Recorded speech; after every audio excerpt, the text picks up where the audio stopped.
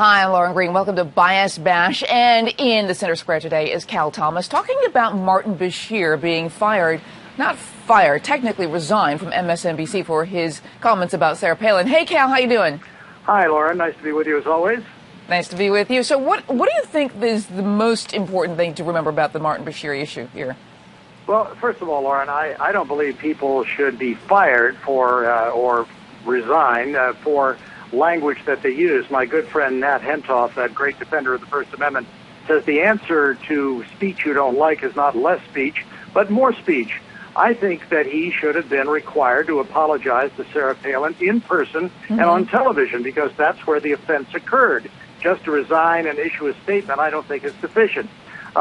Number two, I think what continues to amaze me is the vitriol heaped on this woman by the secular left. I mean, she lost the election in 2008.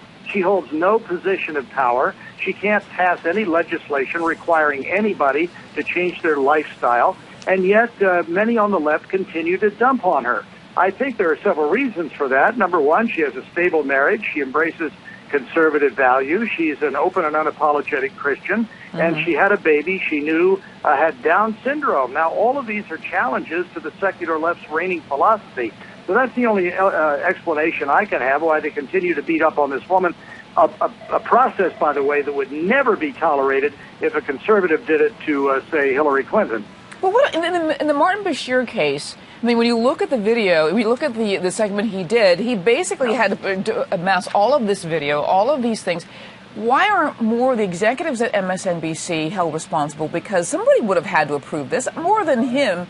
He was not the only person who knew what was going to happen. Well, there's a difference between an off-the-cuff remark, and Lord knows we've all made them, including me, and one that is scripted and has been pointed out. It was in the teleprompter. He clearly wrote it. He thought about it. He could have thought, well, wait a minute, maybe I better soften this up a little bit, or maybe it's too outrageous, or maybe because I'm a professed Christian, I should be a little more tolerant and a little kinder in my remarks. But apparently none of those things applied. As for management, when was the last time that management was ever held accountable for anything, Lauren? Now, we've been around the business long enough. I mean, bad ratings, I could name some names. People have gone from one network to another.